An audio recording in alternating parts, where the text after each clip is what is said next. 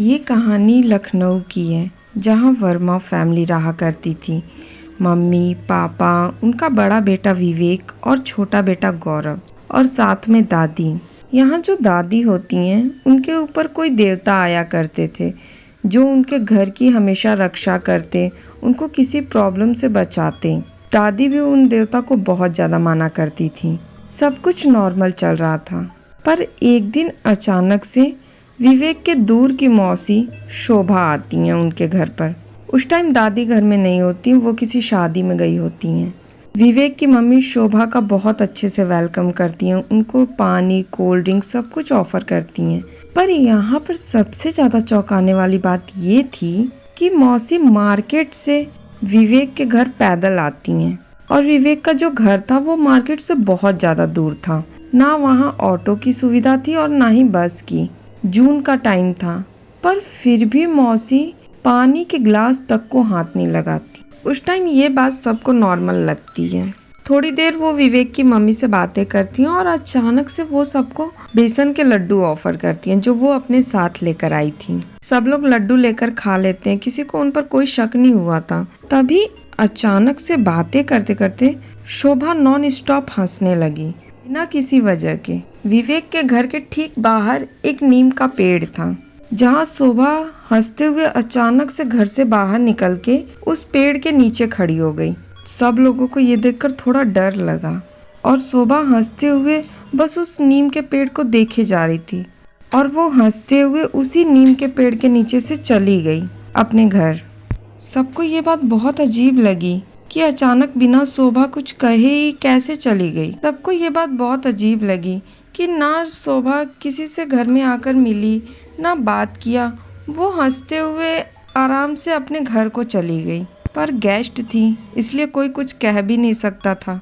तभी थोड़े टाइम बाद दादी घर पर आई। सब दादी से पूछने लगे कि शादी तो कल थी, आप आज ही क्यों आ गई वहाँ से। पर दादी बहुत ज्यादा गुस्से में थी। वो बस एक ही बात सबको बोल रही थी, तुम सबने लड्डू क्यों खाए। शायद उन देवता ने दादी को उनके घर पे आने वाली प्रॉब्लम का इशारा दे दिया था। तभी दादी ने सबको अपने पास बुलाया। सभी फैमिली मेंबर वहीं पे थे, पर विवेक वहाँ पर था ही नहीं। सभी लोगों को विवेक की टेंशन होने लगी। आखिर विवेक गया तो गया कहाँ। दादी को लगा कि कहीं वो शोभा अपने साथ विवेक को तो नहीं ले गई। जब दादी गांव के कुछ लोगों को इकट्ठा करके शोभा के घर पहुंचती हैं, तब दादी ने शोभा को घर से बाहर आने के लिए आवाज दी। पर शोभा कुछ टाइम तक तो घर से बाहर आई ही नहीं। जब लोगों का गुस्सा बढ़ने लगा, तब शोभा अपने घर से बाहर आती है और नॉन स्टॉप बस हंसती जा रही थी और बस एक ही बात बोल रही थी, मैंने अपना बदला ले लिया, अब कोई नहीं बचेगा। पर ये कैसा बदला था जिसके बारे में अभी तक किसी को कुछ नहीं पता था। सभी गांव वाले शोभा को लेकर विवेक के घर जाते हैं। विवेक अभी भी घर में नहीं था। वहाँ का मंजर देखकर सभी डर के मारे सहम से गए। विवेक के जो पापा थे वो एक छोटे बच्चे की तरह रिएक्ट कर रहे थे, और विवेक की मम्मी बाल खोलकर पूरे घर में इधर से उधर दौड़ रही थी, जैसे कोई आत्मा उनका पीछा कर रही हो। और विवेक का छोटा भाई जो कि बेहोश था और उसके कान से बस खून निकल रहा था। सभी को शोभा पे बहुत ज़्यादा गुस्सा आया था। वो शोभा को उसी नीम के पेड़ के नीचे ले जाकर बांधने ही वाले थे, तभी सबकी नज़र विवेक पर जाती है, जो कि उसी पेड़ पर उल्टा लटका हुआ बस हंसे जा रहा था। किसी को कुछ नहीं समझ आ रहा था कि क्या करें और इन सब से कैसे ही छुटकारा पाएं। तभी अचानक से दादी के ऊपर वो देवता आ जाते हैं और एकदम गुस्से में बोलते हैं, तूने ठीक नहीं किया शोभा, बदला लेने के लिए तूने सबको तकलीफ पहुंचाई है। शोभा कहने लगी, बाबा मेरे साथ भी इन सब ने बहुत बुरा किया है।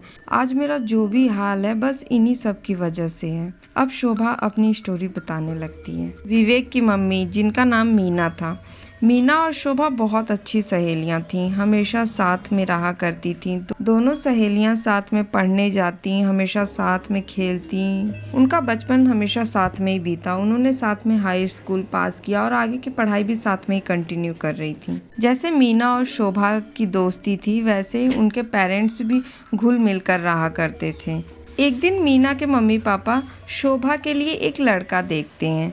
शोभा के पेरेंट्स को भी वो लड़का पसंद आ जाता है और दोनों की जल्दी शादी हो जाती है।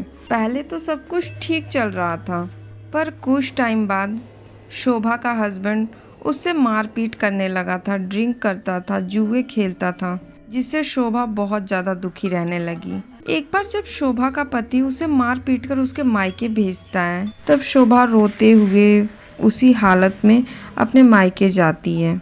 वहाँ वो मीना को अपने पति बच्चों के साथ खुशी से जाते हुए देखती है, जिस वजह से उसे मीना से जलन होने लगती। ये भी गलतफहमी हो जाती है कि शायद मीना के माता पिता ने मेरे लिए जानबूझकर ऐसा लड़का देखा था। अब वो अपना मन बना लेती है कि वो मीना को खुशी से रहने नहीं देगी। जैसे उसका घर बर्बाद हुआ है, वो उनका भी घर बर्बाद कर देगी। जैसे ही दादी के ऊपर आए देवता ने सबके सर पर हाथ रखे, सभी ठीक हो गए। और ये सब देखकर शोभा बहुत ज्यादा डर गई। वो बस यही कहती रह गई, बाबा ऐसा मत कीजिए, इन सब की वजह से मेरी जिंदगी बर्बाद हुई है। लेकिन जैसे ही सब लोग ठीक हुए, तभी वो सारी आत्माएं शोभा पर दोबारा हावी हो गईं। वो पागलों की तरह इधर उधर भागने लगी और वो आज भी उन आत्माओं से छुटकारा नहीं पा सकी। अक्सर बुरा करने वालों के साथ बुरा ही होता है। ऐसी और हॉरर स्टोरी सुनने के लिए आप हमारे चैनल को सब्सक्राइब करें, वीडियो को लाइक करें और कमेंट जरूर कीजिए।